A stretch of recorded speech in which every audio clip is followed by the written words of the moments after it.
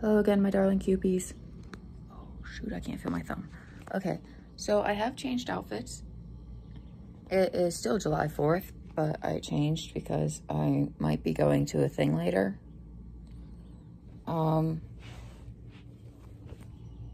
If I have the energy, God willing.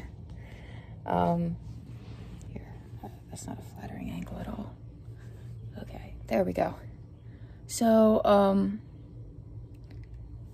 freezing. Where I left off in my last video, I had kind of started to approach the topic of Gen Z and our proclivity towards escapism and self-destructive coping mechanisms, often without regard or with very little regard for how it'll affect us in the future, in multiple facets of our lives, socially, economically, financially, and psychologically, not to mention physically. So there are a lot of things that different coping mechanisms can impact, and some coping mechanisms are healthier than others. Naturally, I'm not going to be discussing the healthy coping mechanisms here because that's not even what's being debated right now. Everyone's talking about Gen Z and our tendency for addiction, our tendency for escapism and self-destructive behaviors. You know, things like that. That's where the conversation is at. The conversation is not, you know, something stupid and inane like, is Gen Z journaling too much?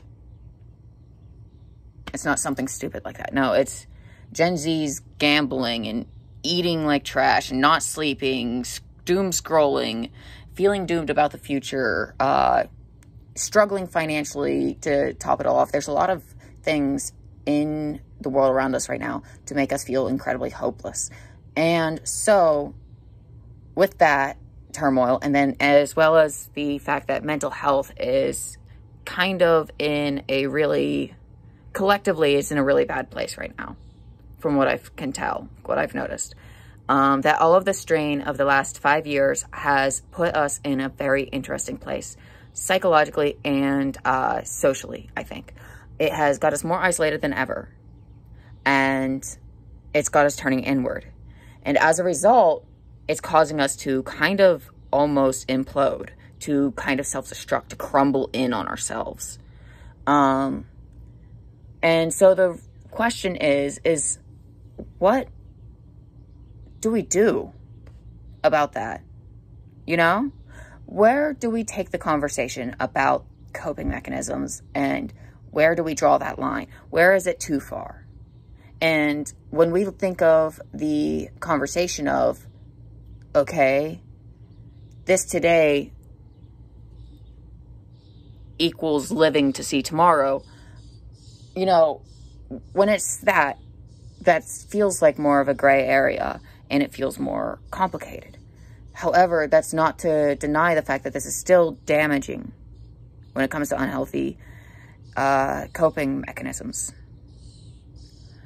So like, for instance, say for instance, someone has a coping mechanism where they kind of injure themselves.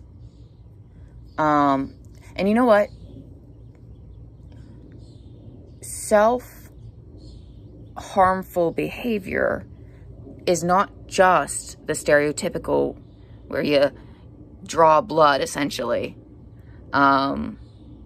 It's also intentionally depriving yourself of sleep, depriving yourself of things like water, intentionally isolating yourself to kind of make it worse. It's like intentionally doing things, you know,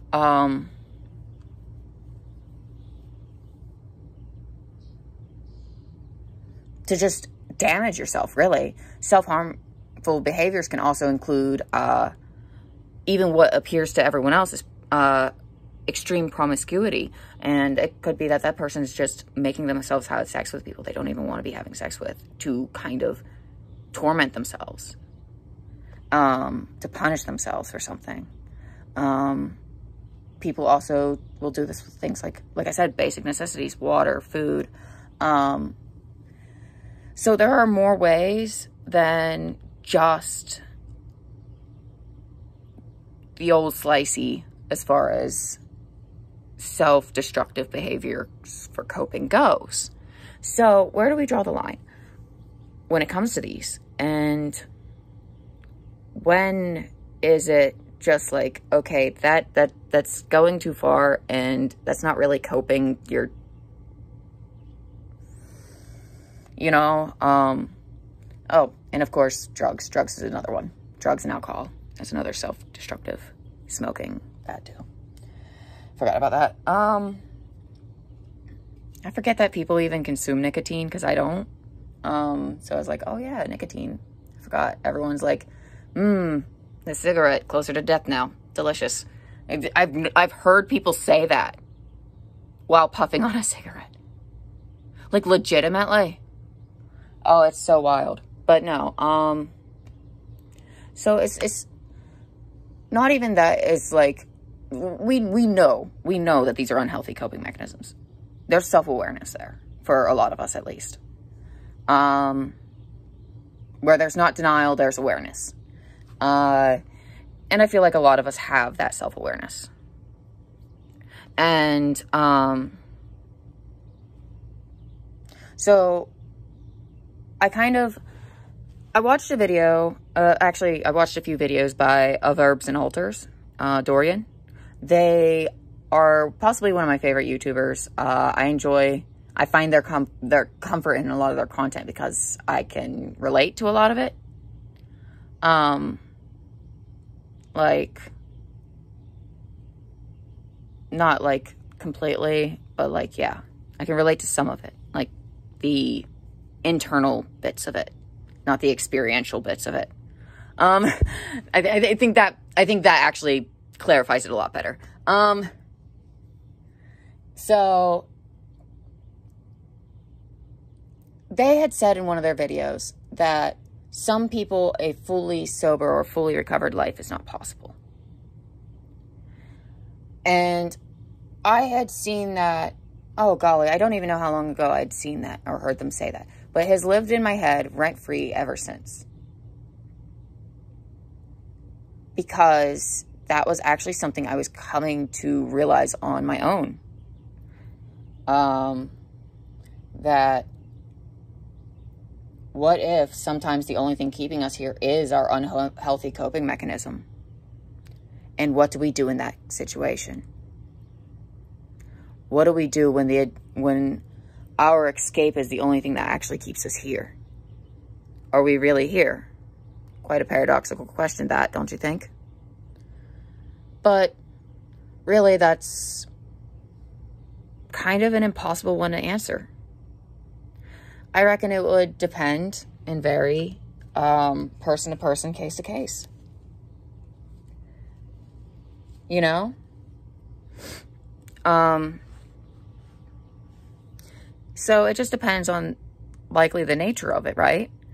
But at the same time, there was another video that they had uploaded that had mentioned someone who they knew who had wanted to stop being here, living. And that a lot of times, sometimes it's easier to understand that a person kind of wants to not be here anymore than to force them to stay against their will. It becomes an argument of who's really selfish, the people making them stay or them for wanting to go, you know? And it's really like the chicken and egg argument. It really is something that'll chase its own tail until the end of time. So it's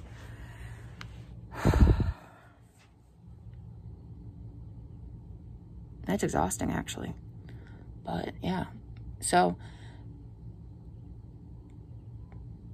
let's make up a person. We'll call her Susie.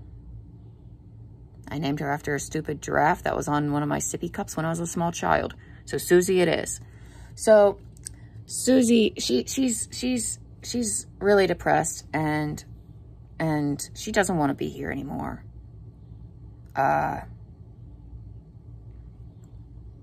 So she's like, okay, I'm gonna sit here and rot in bed. She accidentally picks up a coping mechanism out of this that she didn't expect and didn't mean to. And suddenly, Susie has developed an eating disorder. Susie doesn't feel motivated to get out of bed to eat, so she doesn't. And she finds that this makes things fuzzy enough that it's actually bearable.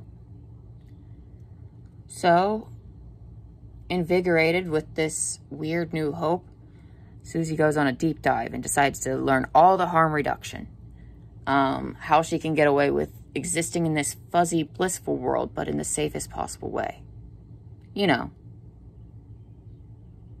balancing on the knife's edge like it's a tightrope.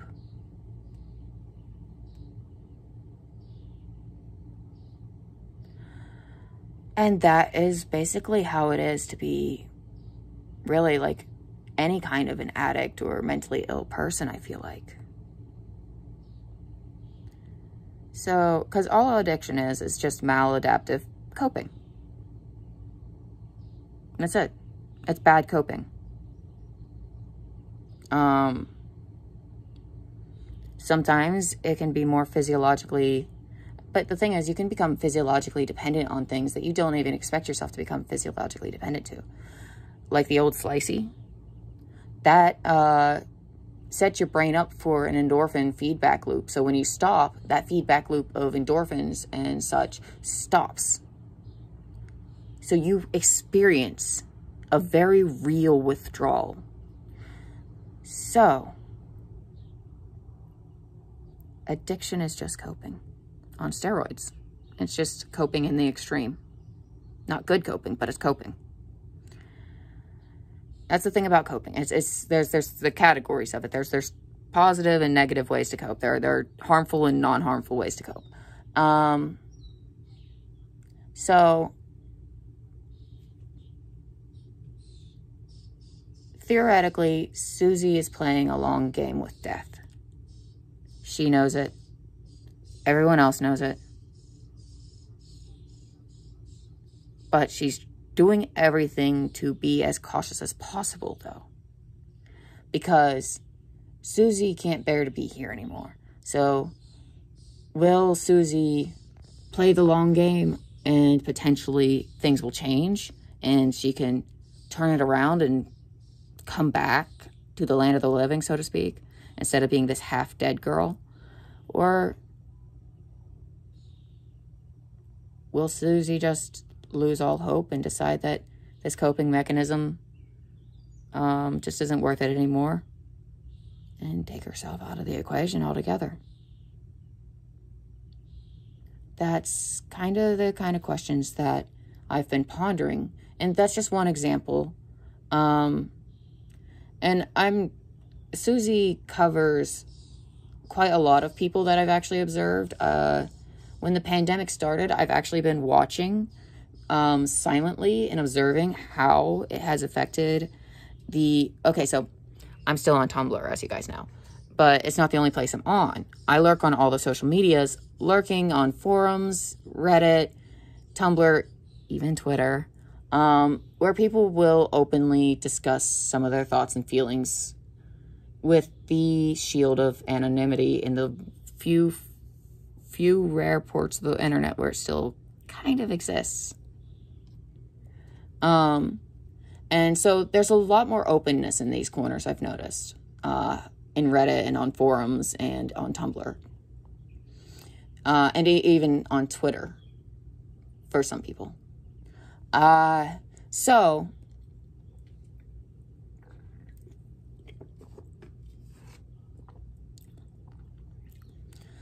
with that, and said it just fine earlier. I did just fine earlier. anonymity, and oh, good Lord, I'm gonna goddamn cut out my tongue. Anyway, yeah, you guys know the word I'm trying to say. So with that, I've noticed a lot of these people have been a lot more open with their struggles, pertaining to like their mental health and unhealthy coping and all of that. And so throughout these years, I've been taking mental note of the sentiments and general vibes and energy that I see. And as a result, I think that I can confidently say that, holy shit, the last 5 years fucked us up. For real. But no, in all seriousness, I saw a staggering amount of relapses in self-harming behaviors, eating disorders, addictions, relapses into, I saw the development of these things in some people for the first time and relapses into these things for long-time sufferers. And then for those of us who kind of have never gotten out of the darkness, it just only got darker. So it's kind of an interesting thing that I observed in getting to read what basically was an online diary for everyone during the pandemic. And I have watched as everyone has turned to very interesting, to say the least, coping mechanisms. And now we are finally seeing everyone doing discussions and debates about it. The older generations are talking about us now. Hey, Gen Z's fucked up. Well, no shit. It's not even that, like, it's upsetting that they're talking about it, because it does need to be talked about. It's more that we should be talking about it. I think that's really what's upsetting about it. And so we grew up in a world where all we've known is coping and running and escape. We don't know how to live. We don't know how to face any of it. All we know how to do is run away from our own feelings and our own thoughts and hide. We know how to escape. We do it so much that we run from ourselves. And I wonder how many of us actually know who we are. I wonder how many of us are even stable people.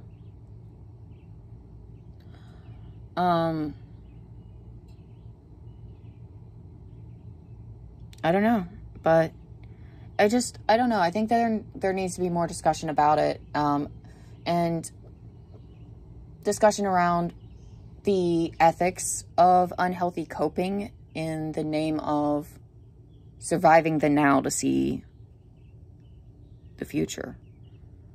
Because I know of plenty of people who went through their young adult hood in their 20s, basically hardcore coping the whole time. Not in a healthy way. And now they're on the other side of it and they're doing just fine. But had they taken themselves out, they might not have ever made it to the other side of it. So that's kind of where I see the argument to be made. But anyway, thank you guys for watching. I don't know yet what I'm going to talk about for the next video because I totally lost my train of thought since my sister walked in the room. ADHD meds have kicked out of the system, so sorry about that. See you guys in the next one. Bye.